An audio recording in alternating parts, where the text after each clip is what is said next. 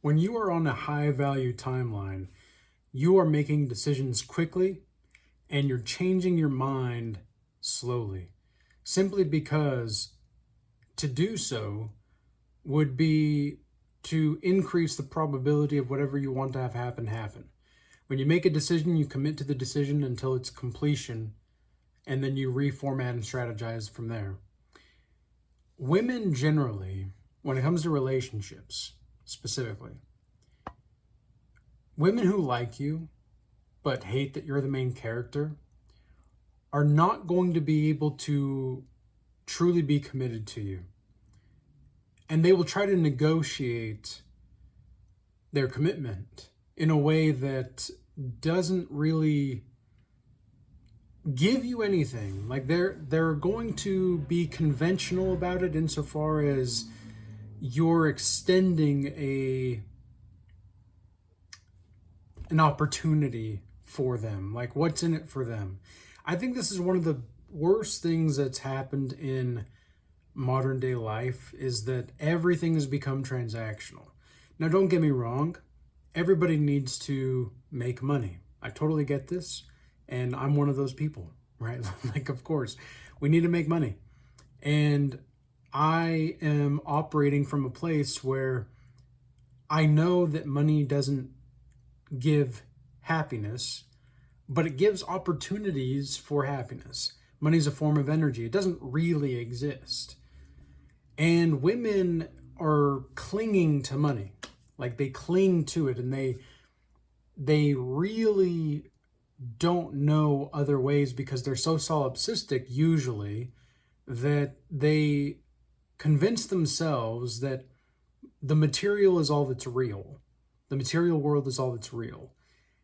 And until the woman is able to integrate her animus, the totality of masculine experiences, in a healthy manner, she cannot heal that. She cannot move past seeing men as an ATM machine, essentially. And these are the same women that will cry out how independent they are, and yet when they need something, oh, well, I don't need you, but I'm going to need this from you. It's like, well, so do you need me? Like, do you need me or do you not? It's okay to need people, women. It's okay. It's okay to need each other. We don't really need anybody, but we also want people because, well, it helps us all grow. Like, there's nothing wrong with needing love from the people that you want to feel that from, I suppose. Like, there's nothing wrong with that. What's wrong is when you start to be entitled to it. What's wrong is when you feel as though you are just entitled to people's time and energy because you feel like that's the case. That's where it's wrong. And even then, like, well, how do you tell the difference between entitlement and not? Well, it's accountability. Really, it comes down to accountability. And recently, I was in a situation where a woman told me that she would respect my boundaries when it came to, like, I don't want to go into this, but at the same time, I feel like it's necessary to get my point across because of what's going on with most people. And, you know, I was very clear with her that I do not want to have, you know, sexual relationship with her just yet, because I have built a temple and I want to preserve it, and I don't want to mix energies with a woman that I don't quite yet know if she's right for me and I'm right for her. I want to make sure that we actually know each other and that there's actually a semblance of love and affection here before we move forward. And she said she respected it, and she actually really appreciated my being upfront about it. And in the moment, I felt as though there was some good energy from her, but I also felt like there was some trauma coming up for her. I felt as though there was something from her past arising, and I was like, okay, I'm just going to take note of this internally, but I'm not going to attach myself to this. And sure enough, as the situation kind of presented itself, she tried to do certain things, and when I held those boundaries, she got upset. She got pretty upset about it, and she started to try to shame me for having these boundaries. And that's when I said, look, it's been nice, it's been real, go away. go away. This is it. This is not conducive. Because here, this is my kingdom. This is my house. This is my place. My internal state, if I'm going to invite you into my internal state, it's going to be on my terms. And I have not yet invited you into my internal state. So you can go somewhere else then. Malevolent spirit, you can go, because it's not her that's the malevolent spirit. It's the malevolent spirit in her that is not yet healed. And so she's attaching herself. And this is when she started to talk about how much she doesn't need men anyway. And I was like, okay, woman, because I mean, she was playing a great part, played a great part. And I didn't really talk to her too much, granted. Like I was just being upfront with her because she was the one that reached out to me. And I've learned with women, whenever they reach out to you, they usually just want something from you. And so I said, what do you want? Like, what do you really want here? And she's like, well, I want to feel cherished. I said, do you want to feel cherished by me, or do you want to feel cherished just because you want to feel cherished? Because now that I have social media, I'm not like famous yet, right? I'm not like famous, and I don't really want to be famous. I just want to be able to live healthily and travel as I do what I do, because I'm at one with the soul of existence. That's really what I want. I don't really need anything else. But the thing is that a lot of people, they want to, they can't commit to these certain decisions. And women especially cannot commit to decisions once they make them. And a lot of people know that they need to make a change, but they don't want to have the actual urgency to make the change. Like, I got a message from someone earlier. This is a Regal Change old timer who reached out to me, and I was talking to him, and I was, just genuinely interested in just seeing where he was at and what he was doing, because he was the one that reached out to me. And then as soon as I said, it looks like this is what's the issue, and he confirmed, yes, that's the issue. I said, okay, well then, how about this then? It sounds to me like the Godlike Mastery offer that I have is going to be the best option for you to go forward. And because I don't want to have to like move people into a direction, but it's almost as if I can see that they're wanting the help, but they're like scared to receive it. And they feel shame for feeling like they need help. And they feel shame for feeling like they need love. Like I even talked to this guy at the sauna today. I went into the sauna, and, he started talking to me. He seemed very just, open about a lot of different things. And yet he was kind of a religious man, I could tell. And so I was just open with him. And I said, hey, look, forget the generalizations. What do you need from me? How can I serve you in the spirit of this moment to help you grow closer to the light? How can I do that? And he said, well, with most people. I said, no, I don't care about most people right now. Right now, it's between you and me. So what can I do to help better serve you? And he was like uncomfortable with this. He was uncomfortable, I could tell, but like he knew he needed the help, but he was uncomfortable with it. Like he was very uncomfortable with this. And I've seen this time and time again with a lot of different people, that they're uncomfortable and they feel shame for needing love.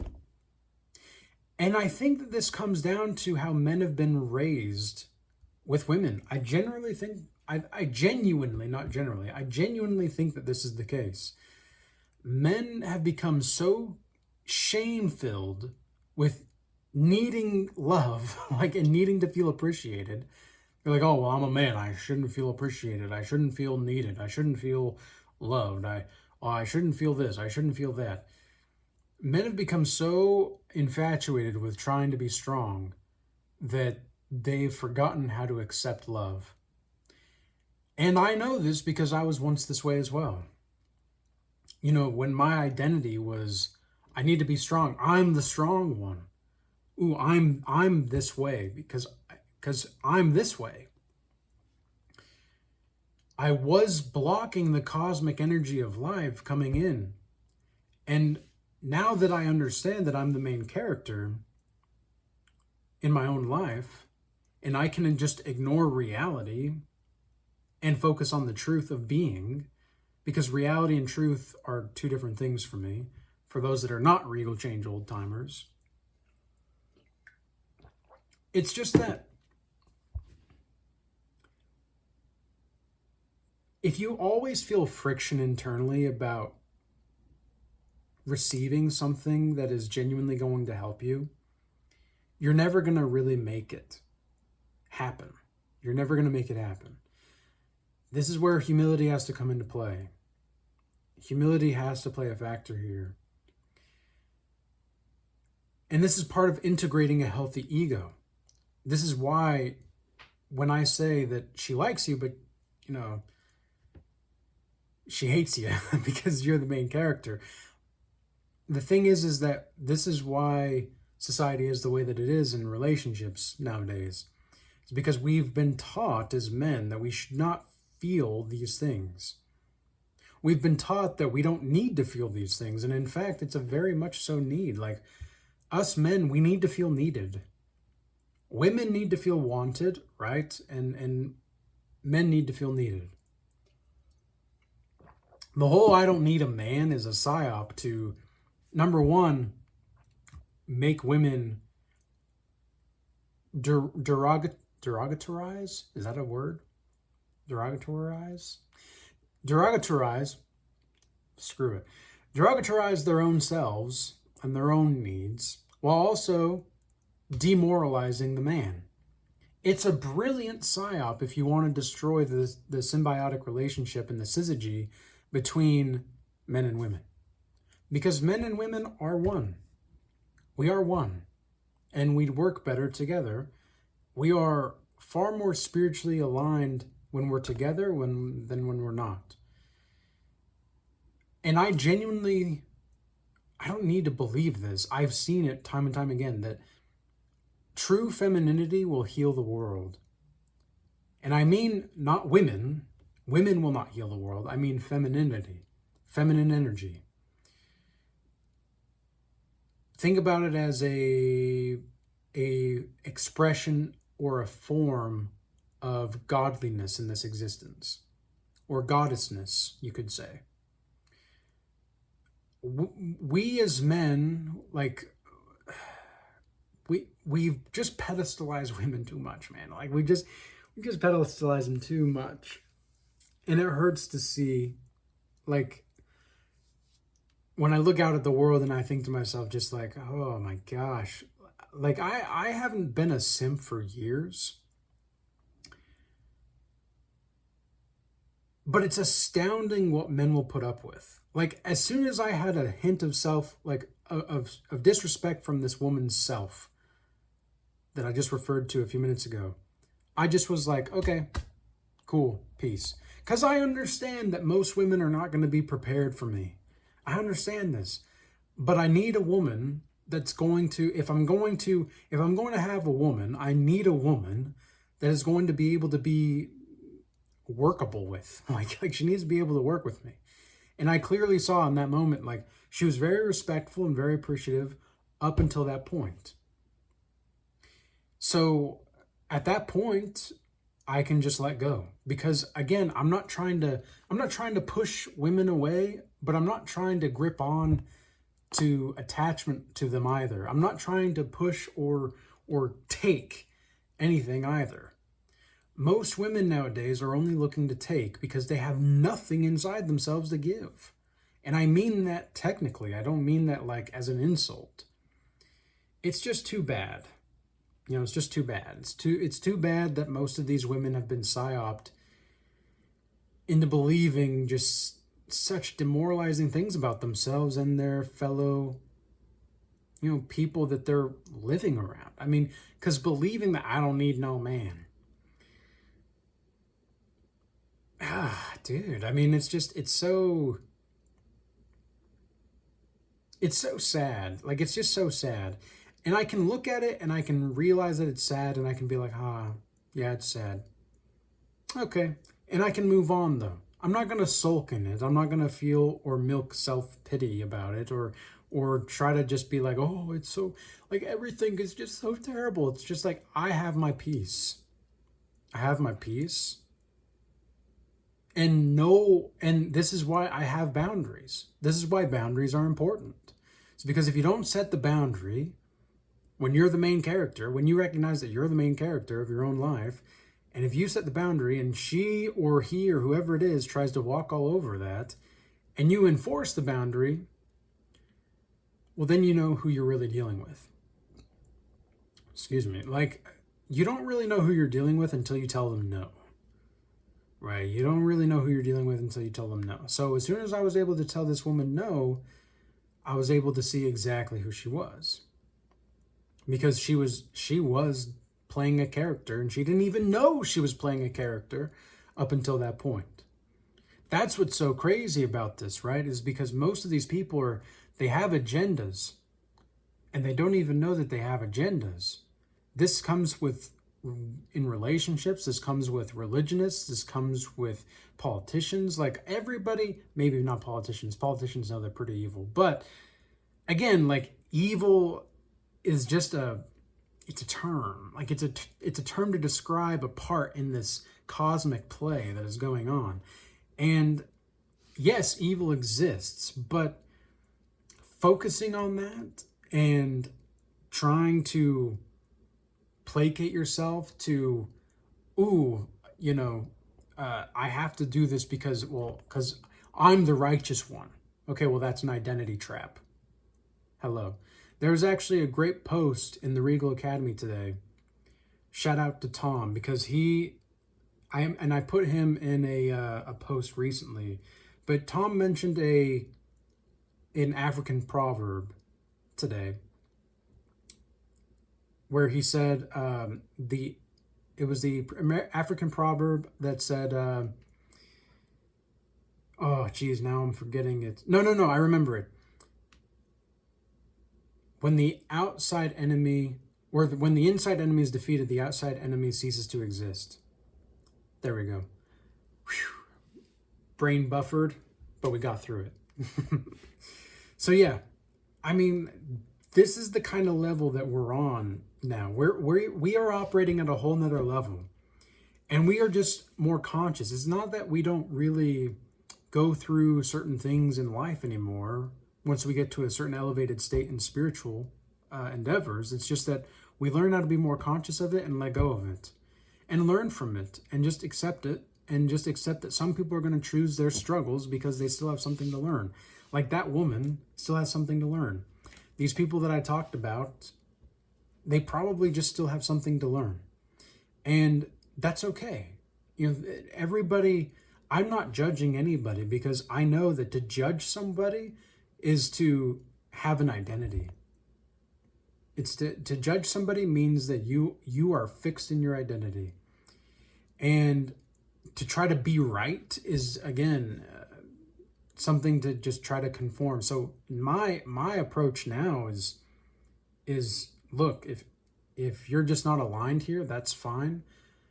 You can just go over there and I'll be over here still. That door will be open.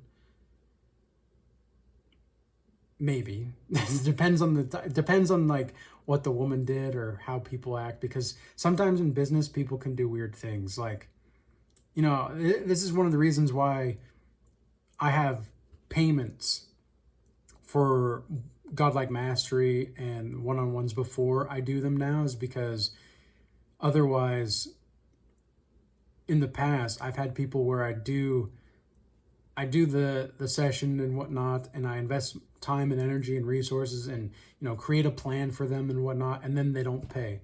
They just take it and go with it. And part of that is on me because I didn't see that coming and I didn't have the proper boundaries in place. But now I have the proper boundaries in place and everything's running a lot smoother. I have a system and that's what it is, But the overall point that I want to make here is that when you're the main character, when you recognize you're the main character, you cease to let people take advantage of you easily. Like, you're very hard to deceive. In fact, I don't know if you, at a certain point, maybe you can't even be deceived because you're so enveloped in purity that everything that you do is an act of purity, even if it's a mistake. Maybe you can just embody that. Maybe you can. Something to think about. But anyways, I hope this message was useful and insightful for you. I hope everybody stays blessed. I really appreciate everybody buying my book recently, by the way. I've had like 11 orders in the past week or so. So I'm really pleased with people buying it and reading it. I look forward to hearing about your comments and your perspectives of it because, of course, it took me 5 years to write the book. And so I'm really pleased to see that.